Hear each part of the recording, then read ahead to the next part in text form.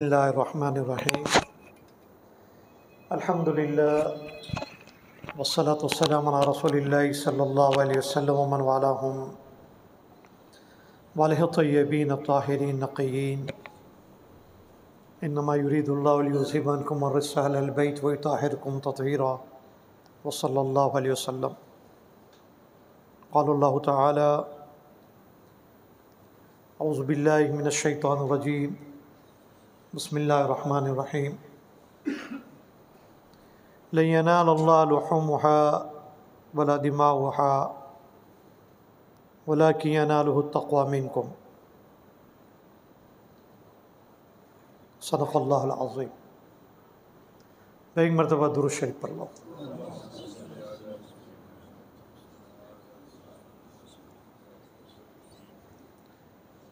हमारे चाँद और कैलेंडर के एतबार से आज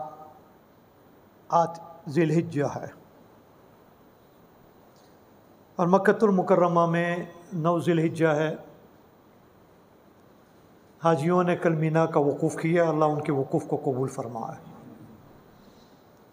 आज अरफात में है और अरफात का वक़ूफ़ ही हज है।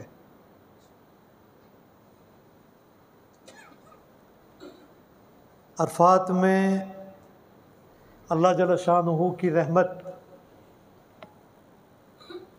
ऐसी बरसती है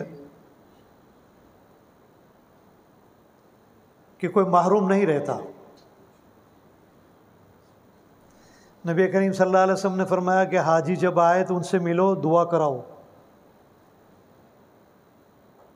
हाजी की दुआ कबूल होती है। हाजी जिसके लिए दुआ मांगता है, जो दुआ मांगता है, अल्लाह कबूल करता है।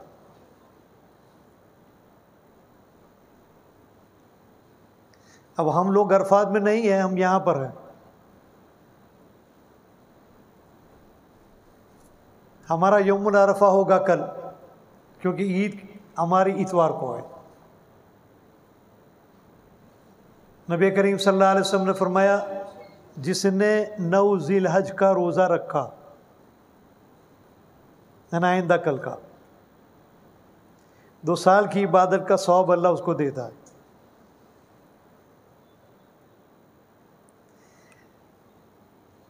गुज़िश्ता साल से इस साल तक में जितने गुनाह हुए अल्लाह माफ़ कर देता है, लेकिन ये हुकूकुल्लाह की लाइन से, हुकूकुल इबाद से नहीं। जिसका अकाउंट है वो तो पे करना पड़ेगा। अब ऐसा नहीं कहेंगे मैंने 9 को रोज़ा रखा था, ख़त्म हो गए बात, नहीं, ये अलग बात है।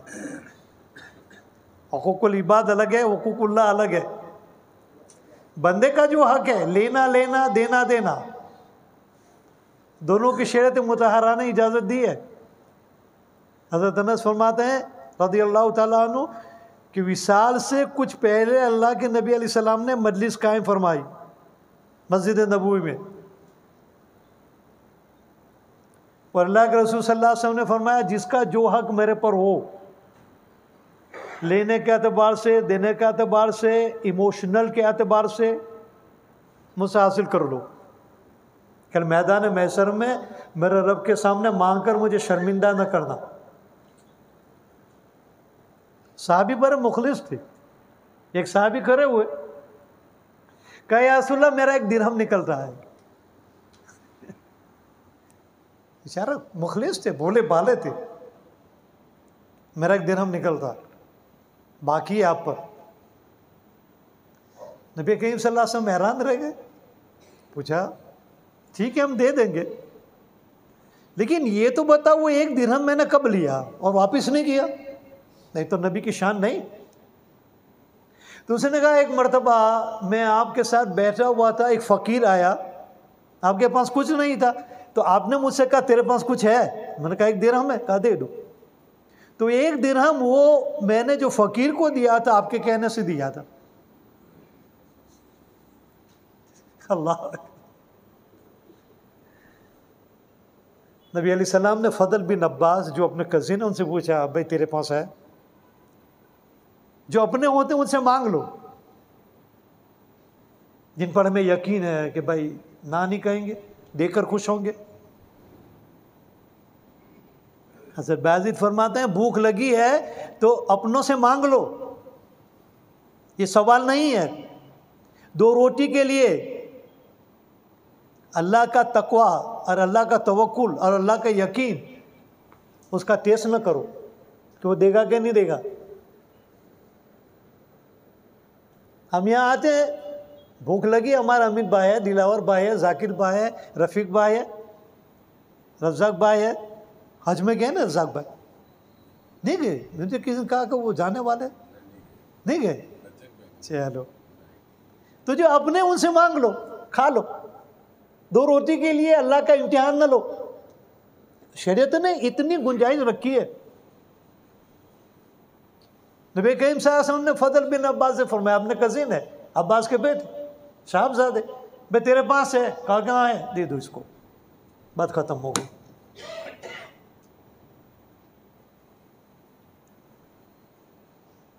नबी करीम सल्लल्लाहु अलैहि वसल्लम ने फिर फरमाया, ये तो माली हक है, अगर किसी का जानी और इमोशनल हक है वो भी मुझसे ले ले।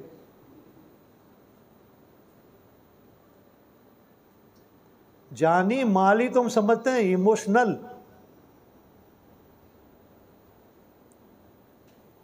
किसी का दिल दुखाया, किसी को तकलीफ पहुंची, किसी पर बदगुमानी कर ली, इस्लाम ने इसकी भी इजाज़त नहीं दी। हमारा सोशल ब्लॉक इतना मजबूत अल्लाह और अल्लाह के रसूल ने बनाया, इसकी तरफ हमारी तवज्जो नहीं होती। हमने दीन सिर्फ इबादत का नाम और इबादत को समझा है।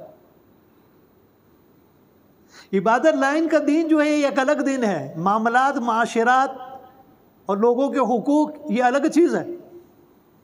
इसका डैमेज यहाँ रिपेयर नहीं होगा। रात रात इबादत करते रहो, दिन भर रोज़े रखते रहो, लेकिन मामलात की लाइन के अतबार से, हुकूकुल इबाद की लाइन के अतबार से जो चीज़ है, जो डैमेज है, वो वहीं पर रिपेयर करना पड़ेगा। यहाँ रिपेयर करने से काम नहीं बनेगा।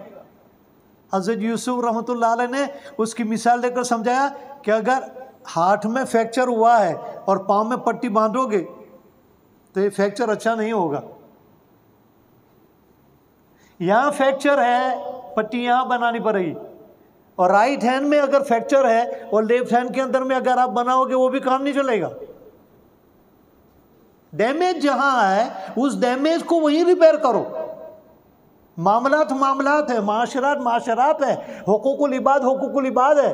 जब सूरह आराफ नाजिल हुई, नबी करीम सल्लल्लाहु अलैहि वसल्लम ने असहाब से पूछा कि तुम्हें मालूम भी आराफ क्या है?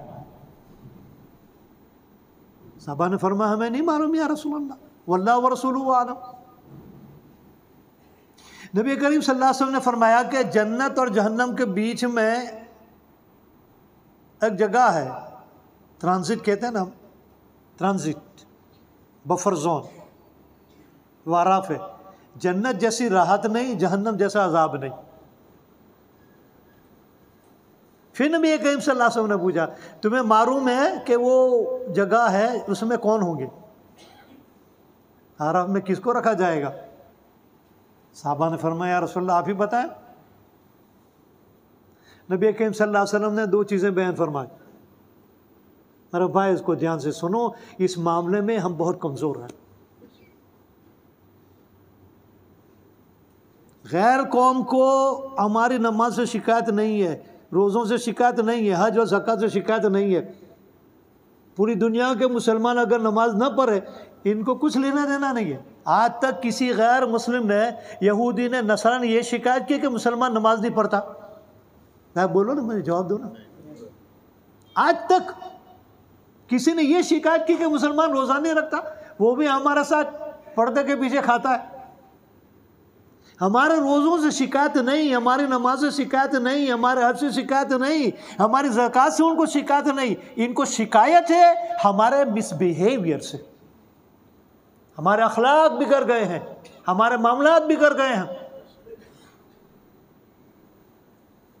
इस्लाम ने इस पर कितना जोर दिया है। इबादत अल्लाह का हक है, वो कबूल करे, वो माफ़ कर दे। एक आदमी ज़िंदगी भर नमाज नहीं पढ़ा और मर गया, अल्लाह की मर्ज़ी उसको माफ़ कर दे, चल जा। लेकिन किसी का हक दबाया है, अल्लाह उसको माफ़ करने वाला नहीं जब तक बंदा माफ़ नहीं करेगा। साहबा ने पूछा, या रसूलल्लाह आराम में कौन होंगे? दो चीज़ें बयान फरमाई। एक चीज़ें फरमाई, इबादत तो बहुत होगी, उनके माँ बाप उनसे नाराज़ होंगे। इबादत तो बहुत थी उनकी, रात और दिन की इबादत थी, माँ बाप उनके नाराज़ थे। अब माँ बाप को पूछा जाएगा कि क्या करना है।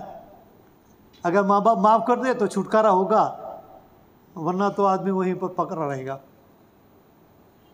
पैरल भी नहीं मिलेगा, जमानत भी नहीं मिलेगी, बेल भी नहीं मिलेगा। क्या होगा मेरे भाइयों?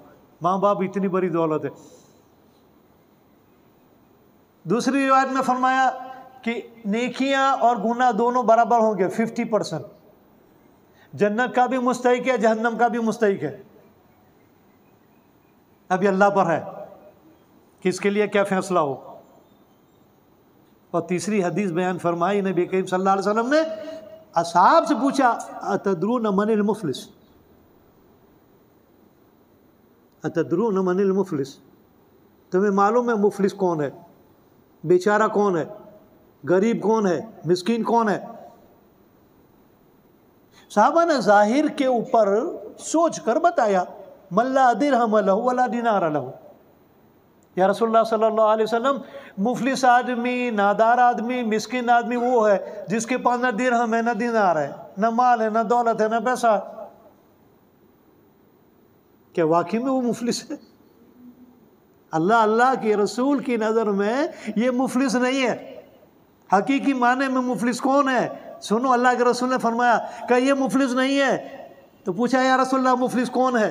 नबी करीम सल्लल्लाहु अलैहि वसल्लम ने फरमाया, क़यामत के दिन अपनी कब्र से उठेगा और नेकियां उसके पास पहाड़ों के मानिन होगी। नेकियों का पहाड़ उसके साथ चलेगा।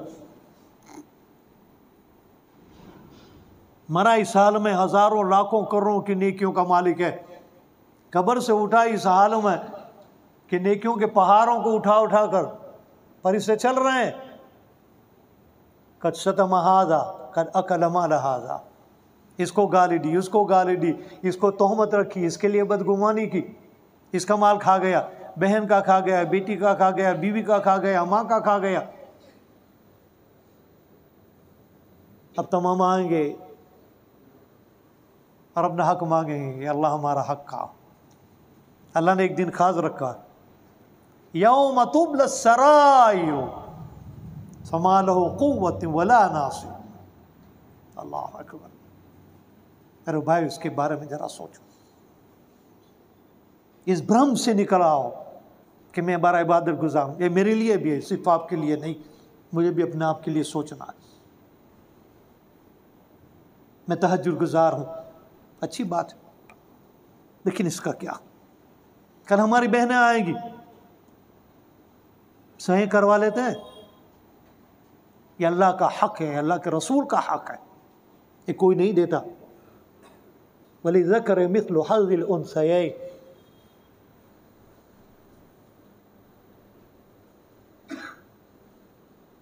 आपको मालूम है 2002 में जो गुजरात में दंगा हुआ, मैं जगह का नाम नहीं लेता, उन उलमाओं का नाम नहीं लेता, बड़े बड़े जो अथॉरिटी मानी जाती है, जाहिर के एतबार से ही नहीं, रूहानियत की लाइन के एतबार से भी बड़े बड़े उलमा हरम पाक में बैठे हैं, गौर व फिक्र कर रहे हैं कि ये जो कौम है गुजरात और गुजराती कौम, दुनिया में दीनदारी का डंका बजाया है। जहाँ गए मस्जिद, मदरसा, खानका, दारुल उलूम कायम की। कहीं से भी चंदा, ये लोग खाली नहीं जाते, पूरे दुनिया में इस्लाम के आलम को बुलंद किया। इंग्लैंड ले लो, फ्रांस ले लो, अमेरिका ले लो, कनाडा ले लो, ऑस्ट्रेलिया ले लो, अफ्रीका ले लो। अल्लाह का शुक्र है, अल्लाह कबूल फरमा। गुजरात में जाकर देखो कितने मदारिस, मसाजिद, दारुल उलूम चलते हैं, बाहर के भी चंदे वाले आते हैं, माशाल्लाह लोग दिल खोल कर देते हैं। ये हमारे लिए खुशी की बात है। कई दीनदार कौम है, दीनदारी वहाँ पर है, मसाजिद मदारिसों का निज़ाम चलता है और कोई खाली हाथ नहीं जाता। फिर भी इतना बड़ा हादसा कैसे हुआ जिसने तातार की याद दिला दी? ये शासन प्रशासन ये कोई चीज़ नहीं है। हज़रत यूसुफ फरमाते हैं कि बिगाड़ बाहर का नहीं है, बिगाड़ और फसाद अंदर का है, बाहर का जो है उसका रिफ्लेक्शन है, इसका प्रतिबिंब है। चेहरे में अगर दाग है और मिरर के सामने आप खड़े रहोगे तो मिरर आपको दाग बताएगा, मिरर का कसूर नहीं है, दाग यहां है। आईने को साफ करो 1000 बार, उसकी कलाई कराओ, उसको साइकिल कराओ, उसको पॉलिश कराओ और जर्मनी से दुनिया का बेहतरीन मिरर लाओ और लगाओ और फिर बाद में फिर खड़े हो जाओ, वो दाग जाने वाला नहीं है, वो दाग बताएगा। क्योंकि मिरर रिफ्लेक्शन करता है, प्रतिबिंब बताता है, अक्स करता है। इसकी जाती बीमारी नहीं है, बीमारी हमारी जाती है, वहां रिफ्लेक्शन है। ये योगी, ये मोदी, ये शाह, ये हमारी बीमारी है, ये हमारा रिफ्लेक्शन है। मिरर बदलते रहो, कुछ होने वाला नहीं है जब तक हमारा अंदरून का बदलाव ना हो। भाई मैं आपका ही हूं, मैं आपको कहूंगा, अगर मैं नहीं कहूंगा कौन कहेगा? माशाल्लाह पढ़ो नमाज, रोजे रखो, सब कुछ करो, इसका क्या, ये क्या हो रहा है? बड़े बड़े उलमा मुफक्किरीन बैठे हुए हैं, आखिर क्या बात हुई, इस कौम पर इतनी बड़ी हालत आई, क्या क्या नहीं हुआ, मुझसे ज्यादा आप जानते हो। गौर व फिक्र करने के बाद इस नतीजे के ऊपर पहुंचे, ये दीनदार भी हैं, परहेजगार भी हैं, ये चंदा भी देते हैं, बहुत कुछ करते हैं, ये अपनी बहनों का हक नहीं अदा करते।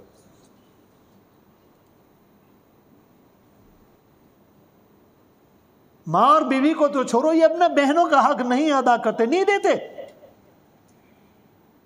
मिरास में जो बहन का हक है, वलिज़्ज़करि मिस्लु हाज़िल उन्सयैन, बहनों को नहीं देते।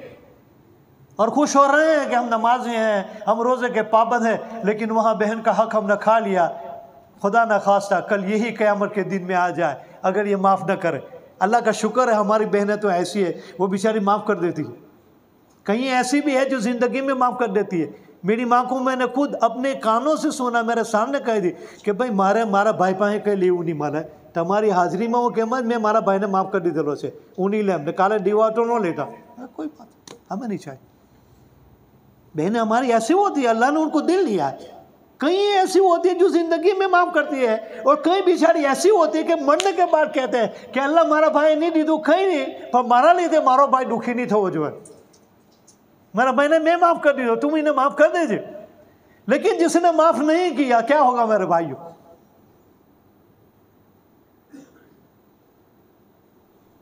बेल इत्तेफाक उन अहलुल्लाह ने, उन हुक्मा ने, उन मुफक्किरीन ने फरमाया कि बिल्कुल सही बात है, यही गुट्टी है, यही असल है, ये अपने बहनों का हक खा जाते हैं।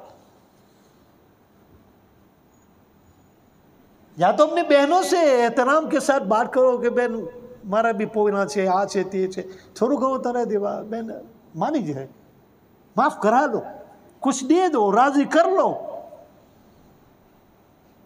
अतदरून मनिल मुफलिस, अल्लाह के रसूल ने फरमाया कौन है मुफलिस? जिसके पास दिरहम नहीं, दीनार नहीं, वो मुफलिस नहीं। कयामत के दिन कब्र से उठेगा, पहाड़ की बारी नेकियां होगी, कच्छत महाजा, इसको गाली दी, इसको बुरा भला कहा, इस पर तोहमत रखी, उसके लिए बदगुमानी की, कद अकल माल हाजा, इसका माल खा गया, उसका खा गया, इसका खा गया, उसका खा गया।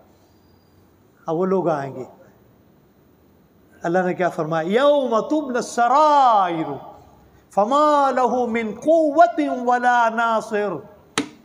खबरों से जब निकलोगे तुम्हारे पास ताकत नहीं होगी किसी चीज के डिफेंस करने की, बिल्कुल हेल्पलेस होंगे मेरे भाइयों, मैं भी आप भी। खुद तो हेल्पलेस है ही, साथ साथ वला नासिर, कोई मददगार भी नहीं होगा। यौम तुबला सराइर फमा लहू मिन कुव्वतिन वला नासिर वस्समाइ ज़ाति रज वलाद ज़ाति सद इन्नहु लक़ौलुन फ़स्ल वमा हुवा बिल हज़्ल। अल्लाह का रसूल इस आयत को तिलावत करते ताइफ वालों को कहता है, वह समय ज़ात रज वल अर्द ज़ात इस्सत, उस आसमान वाले की कसम जो तुम्हारी रोज़ी को नाजिल करता है, उस ज़मीन वाले की कसम जो ज़मीन से तुम्हारे लिए अनाज को उगाता है। ये जो मैं कह रहा हूँ, अल्लाह का रसूल कहता है ताइफ वालों को, इन्नहु लक़ौलुन फ़स्ल, ये हकीकत है, ये फेरी टेल से नहीं है, किससे कहानियां नहीं है। हमारा ये भ्रम है, हमने दीनदारी इसको समझा। अल्लाह के रसूल सल्लल्लाहु अलैहि वसल्लम ने फरमाया, हुकूक देते देते देते सारी नेकियां ख़त्म हो जाएगी, सारी नेकियां, 25 हज, 50 हज, 100 हज, कितनी तहज्जुद है, कितनी नमाज, सब खत्म हो जाएगी। फिर भी दावेदार बाकी रहेंगे। फरिश्ते अल्लाह से पूछेंगे, या अल्लाह इसकी नेकियां तो ख़त्म हो गई, अब क्या करना है? अल्लाह मियाँ फरमाएगा, इनके गुनाह इन पर डाल दो।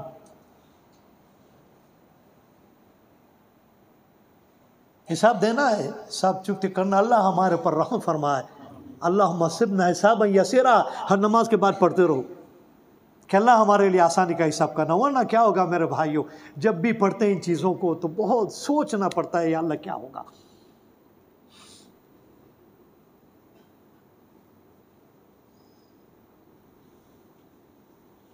अब आप सोचो मेरे भाइयों, जिसने अपनी जिंदगी में गलत नजर से किसी पराई औरत को देखा नहीं, जिसने अपनी जिंदगी के अंदर में हराम खाना खाया नहीं, जिसने अपनी जिंदगी में शराब को छुआ तक नहीं, अब उसके ऊपर डाला जाता है किसी की जिना, किसी की शराब नोशी, किसी का झूठ, किसी का गमन। अब ये अल्लाह से पूछेगा, ये फरिश्तों से पूछेगा, भाई ये मैंने नहीं किया है, मैंने किसी औरत की तरफ देखा नहीं, ये किसकी जिना मेरे पर आ गई। फरिश्ते कहेगा कि भाई फुलाने का हक तू खा गया था, अब नेकियां बाकी नहीं रही है, इसके गुनाह अब तेरे पर डाला जा रहा है।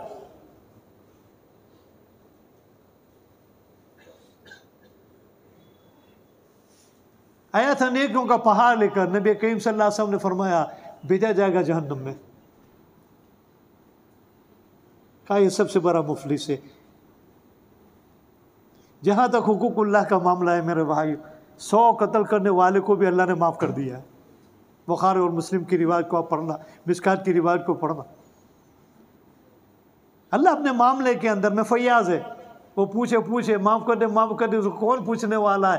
नबी करीम सल्लल्लाहु अलैहि वसल्लम ने फरमाया, आराफ में ये लटके हुए होंगे हुकूकुल इबाद वाले, जब तक बंदा माफ़ नहीं करेगा अल्लाह कहता है मैं माफ़ करने वाला नहीं। नबी करीम सल्लल्लाहु अलैहि वसल्लम ने अपने असहाब से पूछा, हज़रत अनस फरमाते हैं कि माल का जो हक था वो तो दे दिया, अगर जानी हक है, इमोशनल हक है, तो वो भी मेरे पास से आके ले लो। कल मैदान महशर में मेरे रब के सामने मुझे शर्मिंदा ना करना। एक साहबी खड़े हुए, रिवायतों में उनका नाम उस्मान बिन सुवैद बताया जाता है। कहा या रसूलुल्लाह सल्लल्लाहु अलैहि वसल्लम, एक मरतबा आप सब कायम कर रहे थे बदर में और मैं ज़रा पीछे हटा हुआ था, आपने अपने मुट्ठी मुबारक से मुझे पुश किया था, तो मुझे तकलीफ़ हुई थी मेरे कमर में।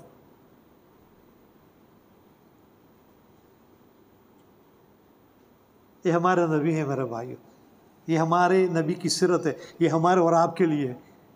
गैर कौम को शिकायत हमारी इबादतों से नहीं है, हमारे मिसबिहेवियर से। सैयद कुतुब रहमतुल्लाह अलैह ने 1950 में फरमाया था, इस्लाम का तारुफ पूरी दुनिया में हो चुका है, अब बोलने की ज़रूरत नहीं है और किताबें और पर्चे बाहर करने की ज़रूरत नहीं है। वो लोग देखना चाहते हैं वो मुसलमान जिसका तज़किरा कुरान में और हदीस में, वो बाज़ार में कहाँ है, मार्केट में कहाँ है और रोज़मर्रा की ज़िंदगी में कहाँ है। मुसलमान दर गोर, मुसलमानी दर किताब, वो मुसलमान जिसका जिक्र कुरान और हदीस में, इबादुर रहमान जिसकी सारी सिफतें बयान फरमाई, वो कब्र में चले गए और मुसलमानी किताबों में बाकी रह गई। कहा खुदा पाक की कसम खाकर कहता हूँ, सैयद कुतुब ने कहा था, मैं खुदा पाक की कसम खाकर कहता हूँ, सिर्फ 10% मुसलमान अखलाक के ऊपर आ जाएंगे, पूरी दुनिया मुसलमान हो जाएगी।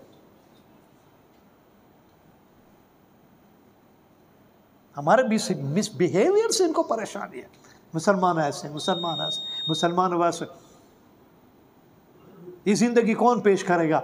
हमारा नबी अलैहिस्सलाम ने कहा आ जाओ। सुभान अल्लाह। आज तो शेख को छोड़ो, इमाम को छोड़ो, मौलवी को छोड़ो, एक ऑर्डिनरी आदमी को कहा तो બે છાના માનો। એમ કર્યું તેમાં હું તને ધક્કો વાગી ગયો તે, તું હું મરી ગયો, તારી હું ક્યારે ભાંગી ગઈ, તારો હું ટાંક્યો ભાંગી ગયો। नबी और रहमतुल लिल आलमीन बुला रहे हैं, आ जाओ, तेरा हक ले ले। मेरे रब को मैं उस हाल में मिलना चाहता हूं किसी का मेरे पर कोई हक ना हो।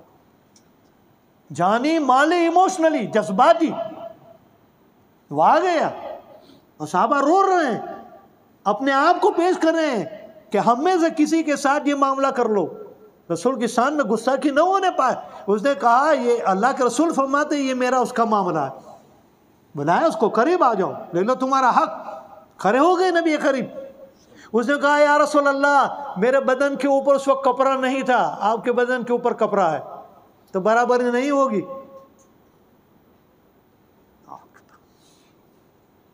मेरे भाई और रिवायतों के अंदर में आता है नबी करीम सल्लल्लाहु अलैहि वसल्लम ने अपना कपड़ा मुबारक उठाया। कह लो जिस तरह मैंने तुझे पुश किया था, धक्का दिया था, तू कर ले और तेरा हक ले ले। साहबा रो रहे हैं कि मेरे नबी के साथ क्या कर रहा है।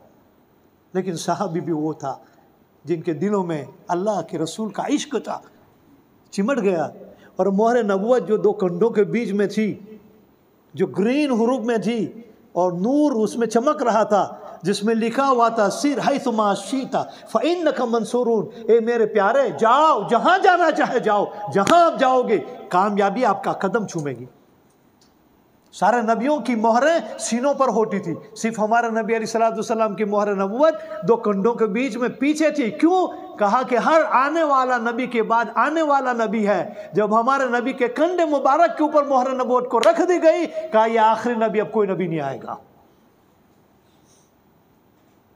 अपना सर मोहर नबुवत पर रख दिया, वो चूमने लगा, वो चेहरा रखता है, वो आंखें रखता है। कहा या रसूलल्लाह, कहाँ मेरी किस्मत कि मैं इस मोहर नबुवत को देखूं, इस मोहर नबुवत को चूमूं। अब मुझे यकीन आ गया, जहन्नम तो क्या, उसका धुआं भी मुझे असर नहीं करेगा, क्योंकि नबी के बदन मुबारक को मैंने छू लिया है।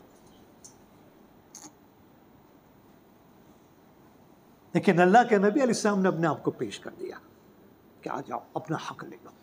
तो मेरे भाइयों, दोस्तों और बुजुर्गों, आज हमारा सबसे बड़ा मसला इबादत की लाइन की कबील का नहीं है। हमारा सबसे बड़ा मसला जो है वो हुकूकुल इबाद की लाइन के अतबार से है कि हमारा रिश्ता और हुकूक जो भी कुछ है अंदरून में बाहर में, उसके हम अदायगी करने वाले बन जाए, अच्छे से हम ताजिर बन जाए, तो फिर आप देखो दुनिया का नक्शा बिल्कुल बदल जाएगा। अल्लाह जल्ल शानहू ने आयत करीमा में फरमाया लियनालल्लाहु लुहूमुहा वला दिमाउहा वलाकिन यनालुहु तक़वा मिनकुम। कि ईद के दिन, अदहिया के दिन, कुर्बानी के दिन तुम्हारा जानवर, उसका गोश्त, उसकी चमड़ी, उसका खून अल्लाह को नहीं पहुँचता। अल्लाह को जो पहुँचता है वो तुम्हारा तक़वा, तुम्हारा इखलास। किस भावना से हम जानवर को अल्लाह के राह में पेश करते हैं, वो चीज़ अल्लाह को पहुँचती। तमाम आसमानी किताबें और तमाम अंबिया, उनकी तालीम का निचोड़ एक चीज़ है, अखलास। कि जो भी करो अल्लाह के लिए, अल्लाह को राज़ी रखने के लिए, दिखावा के लिए नहीं कि 12 लाख का बकरा लिया, 20 लाख का सांड लिया,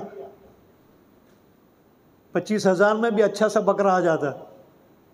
और इस्लाम ने मुतवस्सित दर्जा में सिखाया है। जब ज़कात के लिए अमलदारों को अल्लाह के रसूल सल्लल्लाहु अलैहि वसल्लम भेजते थे तो नबी करीम सल्लल्लाहु अलैहि वसल्लम हिदायत देते थे, न आला दर्जे का न अदना दर्जे का, बीच वाला जानवर लेना है। बीच वाला रास्ता अल्लाह के रसूल ने बताया है। आला दर्जे का भी नहीं, अदना दर्जे का भी नहीं, मिडल, बीच वाला। तो इतना बड़ा कि 22 लाख का बकरा या 20 लाख का बकरा, इसकी कोई ज़रूरत नहीं है। इससे न मालूम कितनी बेवाओं की ज़िंदगी बनेगी, यतीमों के घर के अंदर में चूल्हे लगेंगे, कितनों को तालीम मिलेगी, कितनी की बीमारियों की दवाइयाँ होगी। ये तो खाएंगे ख़त्म हो जाएगा। 1 करोड़ का भी सांड लोग लेते हैं, इसकी क्या ज़रूरत है। अल्लाह की यहाँ जो पहुँच है तुम्हारी भावना पहुँचती है। रिवायतों के अंदर में आया, बगदाद शरीफ के अंदर में एक आदमी था जिसका नाम था अहमद बिन मिस्कीन। बहुत बड़े ताजिर थे, पर अल्लाह वाले गुजरे, बड़े नेक दीनदार परहेजगार गुजरे, और इतने मुखलिस थे, इतने मुखलिस थे कि पूरे इलाके में उनका इखलास, उनका निस्वात और उनका सेवा भाव मारूफ और मशहूर था। एक मर्तबा किसी ने पूछा कि हज़रत आप में इतना इखलास कहाँ से आया?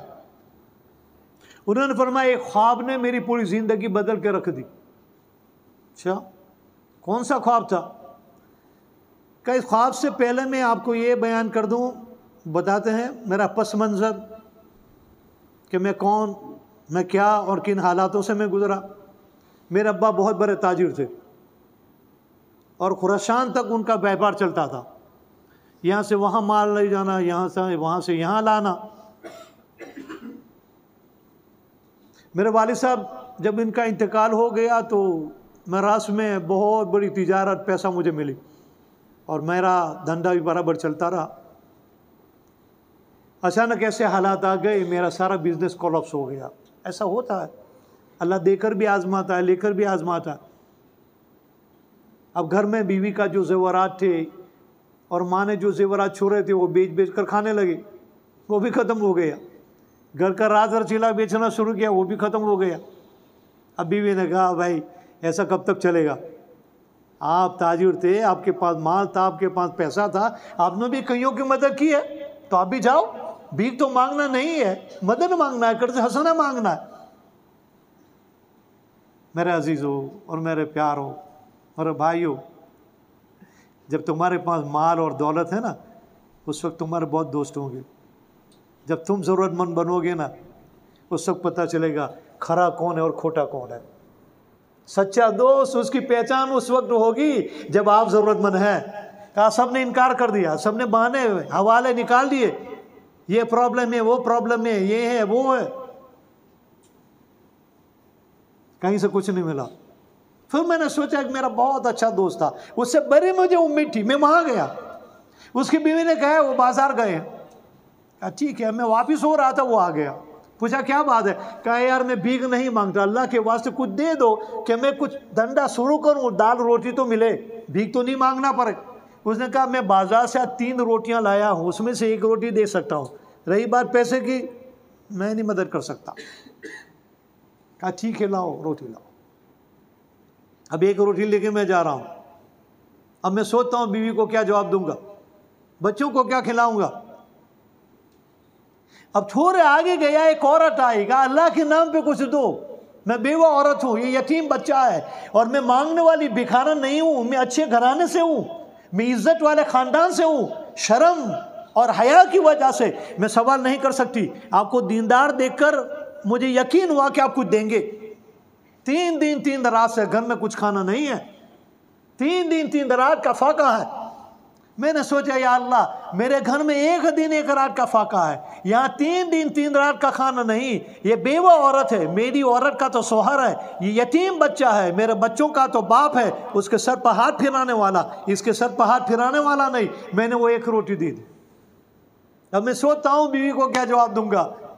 इतना कम था कि रास्ते में एक आदमी ऐलान कर रहा है, अहमद बिन मिस्कीन कौन है? अजनबी आदमी हमारी बस्ती में, हमारे मोहल्ले में मेरे नाम की सदाएं लगा रहा है। मैं सोचने पर गया, या अल्लाह क्या बात है, ये कोई लेने वाला तो नहीं आ गया। मैंने डरते उससे पूछा, भाई अहमद बिन मिस्कीन का तुम्हें क्या काम है? कहा तू कौन है? कहा मैं ही अहमद बिन मिस्कीन हूँ। कहा यहाँ बाजार में बात नहीं कर सकते, घर चलो। अब मुझे और फिक्र हो, या अल्लाह क्या बात है। हम जब घर पर आए तो उसने पूछा कि तुम्हारे अब्बा का नाम ये है? कहा कि हाँ। उनका खुरासान में बिजनेस था? कहा कि हाँ। अब मुझे फार बैठी कि या अल्लाह के बाप का कोई अकाउंट तो नहीं दे के आया। मैंने कहा भाई खुल के बात करो यार, मेरा प्रेशर बढ़ता जा रहा है। उसने कहा तुम्हारे अब्बा और मेरे अब्बा बहुत अच्छे दोस्त थे और ताजिर थे और बाग में धंधा करते थे, पार्टनरशिप में उनका धंधा होता था। कहा वो तो मुझे मालूम है, लेकिन कुछ अब्बा का निकलता तो नहीं है, न देने का तो नहीं है। कहा कि नहीं, अल्लाह का शुक्र है 40 साल से मेरे अब्बा ने आपके अब्बा का इंतज़ार किया। कहा मेरे वालिद साहब को इंतकाल हुए 40 साल हो गए। कहा कि अच्छा अब बात क्या, वो खोलकर सुनाओ। कहा हमारे अब्बा का भी इंतकाल हो गया, वसीयतनामा में लिखा है कि मिस्कीन जो मेरा बहुत अच्छा दोस्त है, उसका एक बेटा है अहमद जो छोटा है, उसका बाप मेरे पास माल छोड़ गया, 40 साल तक वो नहीं आया, उस माल को मैंने बेचा, उसका नफ़ा उसका मुद्दल में 40 साल तक रोटेशन में करता रहा, 40 साल में इतना नफ़ा और मुद्दल उसका हुआ है। ए मेरे बेटे, जब भी ये माल तेरे हाथ के अंदर में आ जाए और तू उसका वारिस बन जाए, तू उसका मालिक बन जाए, ये अमानत उस यतीम बच्चे को पहुंचा देना। ऐसे भी दीनदार लोग गुजरे हैं। ऐसा नहीं कि 40 साल पर जो मुद्दल दिया था वही भेजा, नहीं, 40 साल मुद्दल को भी और नफे को भी रोटेशन करते रहे और सब मिलाकर 40 ऊंट पर सोना और चांदी और माल भरकर लाया और कहा मैंने शहर के बाहर पड़ाव डाला है और तुम्हारा साथ मेरे साथ आओ और साइन करो, 2 आदमी जामीन बनकर, और वो सामान ले लो। मुझे इतनी खुशी हो गई, मैं सीधे में चला गया। एक आदमी बिल्कुल नीचे गिरा हुआ था, बिल्कुल आसमान के ऊपर आ गया, उसकी खुशी का क्या पार होगा। अब मैं जब घर पे सामान लाया, 3 दिन उसको रखा, खिलाया पिलाया, मेहमान नवाजी की, उसको मैंने रवाना किया तो बीवी के साथ अहद किया, हमारे पास बहुत कुछ था, चला गया, अल्लाह ने फिर हमें बहुत कुछ दे दिया। अब ज़रूरत से ज़्यादा जो भी है वो अल्लाह का। अब हमने सखावत चालू की, मस्जिद, मदरसा, खानका, दारुल उलूम, बेवा, यतीम, स्कॉलरशिप, बीमारों की दवाइयाँ कराना और रिफाई काम करना। अब मेरे अंदर में नामना आ गई, मेरे अंदर में रेपुटेशन आ गया, मेरे अंदर में बराह आ गई कि मैं कोई हूँ, मेरा जैसा कोई नहीं। कहा कि अच्छा, लेकिन आप में इखलास कैसे आई वो तो नहीं बताते। कहा कि वही अब मैं बता रहा हूँ। मैं बता दूँ क्या आइंदा साल के लिए रखे? बता दे। का एक रात में सोया, ख्वाब में मैंने देखा मैदान महशर है और फरिश्ते ने आकर मुझे समझ दिया कि अहमद बिन मिस्कीन चलो मीज़ान के ऊपर हिसाब किताब के लिए। और मैं तो उठा, आराम से निकला बिंदास की, यार इतना सारी मसाजिदें मैंने बनाई, मदरसे कायम किए, इतनी खानका, इतना ये किया, मेरे लिए फ़िक्र की क्या बात है। और वाकई में जब वहाँ पर पहुँचा, मेरे सारे काम को, मेरी सारी सखावतों को पल्ले में डाला गया, जमा पासा मेरा भारी हो गया। मैंने फरिश्ते से कहा, देखा, इतने में आसमान से दूसरा फरिश्ता आया कि एक छोटी सी चीज़ ज़रा उधार की सरफ भी रखो। मैंने उसकी परवाह नहीं की, छोटा सा पर्चा है। जब उसको रखा, उधार साइड का झुक गया, भारी हो गया। अब मैं हैरान रहेगा कि या अल्लाह, ये क्या बात है, ये छोटे से चीज़ इतनी सारी सखावतों और इबादतों को दबा देती है। फरिश्ते ने कहा, ये सारी चीज़ें जो तूने की उसमें तेरी नामना थी और नामना की भावना थी, रियाकारी थी, दिखावा था, अल्लाह के लिए नहीं था। हदकील सब दुनिया में हो गया। ये दान दक्षिणा, ये इबादतें यकीनन थी, लेकिन ये जो चीज़ रखी गई है रियाकारी, इस रियाकारी ने सब कुछ बर्बाद कर दिया। मुझे यकीन हो गया अब मैं जहन्नमी हूँ। आसमान से तीसरा फरिश्ता आया, कहा ठहरो, एक चीज और भी हमारे पास है, इसको जमा साइड में रखो। अब वो इससे भी छोटी सी थी। तो मैंने कहा, यार ये इतनी छोटी सी चीज क्या करेगी? कहा इसको रखो। जब उसको रखा, जमा साइड का पल्ला भारी हो गया और जन्नत का सर्टिफिकेट मुझे मिल गया। मैं खुशी के मारे में सीधे गया, मैंने सर उठाया, रब्बुल जलाल का मैंने शुक्र अदा किया और खुशी के मारे कहा, ए मेरे मालिक, ए करीम आका, ये क्या छोटी से छोटी चीज़ है जिसने मेरी नजात का जरिया सबब बना दिया। अल्लाह करीम ने जवाब दिया, ए मेरे बंदे, वो एक रोटी जो तूने बेवा को दिया था, वो एक रोटी जो यतीम बच्चे को तूने दी थी, वो एक रोटी देते वक्त उस मासूम बच्चे की आंखों से जो आंसू निकले थे, उस आंसू को तूने पूछा था, उस यतीम बच्चे के सर के ऊपर तूने हाथ फिराया था और तूने कहा, ए अल्लाह, मेरे बच्चे के लिए हाथ फिराने वाला है, इसके सर पर हाथ फिराने वाला नहीं। ये अल्लाह मेरी औरत का सोहर है, इस बीवा का सोहर नहीं। ये अल्लाह मेरे घर में एक दिन एक रात का फाका है, यहाँ 3 दिन 3 रात का फाका है। ये अल्लाह, ये मुझसे ज्यादा मुस्तहिक है। ये अहमद, वो एक रोटी जो तूने दी थी उसमें मेरी रजा थी, दिखावा नहीं था।